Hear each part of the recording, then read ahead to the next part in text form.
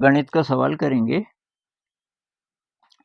एक वर्ग है, स्क्वायर है ABCD और ये जो लाल वाला हिस्सा है, इसका क्षेत्रफल है 154 मीटर स्क्वायर और ये जो नीला आयत है, इसका क्षेत्रफल है 120 मीटर स्क्वायर। तो हमको इसका क्षेत्रफल बताना है, पूरे वर्ग का ABCD का क्षेत्रफल बताना है। तो कहाँ से शुरू करेंगे? तो आप पॉज़ करके पहले ट्राई कीजिए खुद, तभी मज़ा आएगा और उसके बाद तब इसको एक साथ हल करेंगे। तो कहाँ से शुरू करें? तो मेरे ख़्याल से ये लाल जो है, यहाँ से शुरू करते हैं। तो ये तो दिख ही रहा है कि ये रेडियस है। यहाँ प्रकार रख के ये चाप खींचा गया होगा क्योंकि ये दूरी और ये दूरी ये तब बराबर होगी। तो ये मान लीजिए हम इसको x मान लें। ये रेडियस है, ये 1/4 सर्कल है, ये भी x है और ये भी x है, रेडियस है।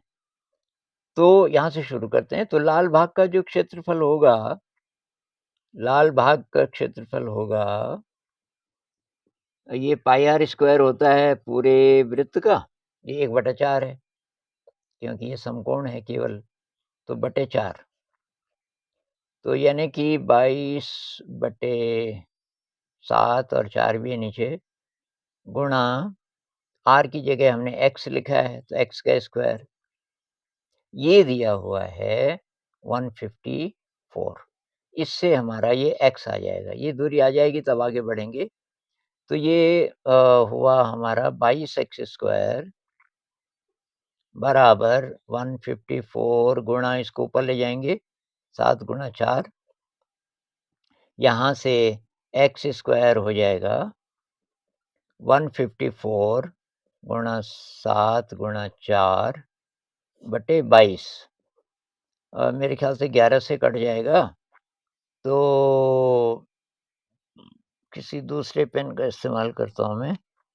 तो इसको 11 से अगर हम काटेंगे, तो 11 दूनी 22 और यहाँ पे 11 कम 11 और 4 44, 11 चौको 44, ये आया 14, ये आया 2।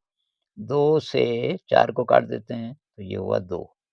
तो ये जो बराबर हुआ, कितना हुआ? 14 और फिर 7 दूनी 14 गुणा 14। x स्क्वायर बराबर 14 गुणा 14, इसलिए x बराबर हो जाएगा इसका वर्गमूल यानी कि 14 मीटर। तो ये जो दूरी आई, ये आई 14 मीटर और इधर भी ये आई 14 मीटर। अच्छा जी, अब हम इस पे कंसंट्रेट करते हैं। तो ये मान लीजिए है कि ये y है, यहाँ से लेके यहाँ तक ये y है।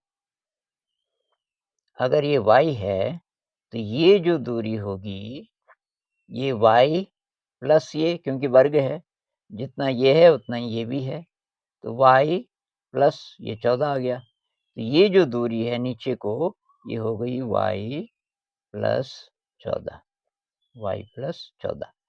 तो ये आयत है, उसका क्षेत्रफल अब देखते हैं। तो आयत का क्षेत्रफल बराबर लंबाई गुणा चौड़ाई, तो y गुणा y प्लस 14। मैं भी मीटर वगैरह नहीं लिख रहा हूँ, वो बाद में लिखेंगे। तो ये इसको खोलेंगे तो ये हो जाएगा y स्क्वायर प्लस 14y, इतना हुआ साहब, और ये दिया हुआ है 120 बराबर 120।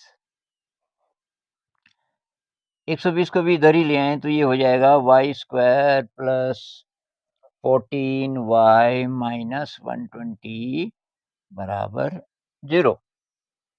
अब इसके फैक्टर्स करेंगे तो हमें 2 अंक ऐसे चाहिए कि जिनको जोड़ के आए 14 और गुणा करके आए माइनस 120। तो वो 2 अंक कौन से होंगे? अब हमें ये देखना पड़ेगा। तो 120 के टुकड़े करते हैं। 120 बराबर 12 गुणा 10 होता है एक तो। 12 और 10 से तो 14 बन नहीं रहा।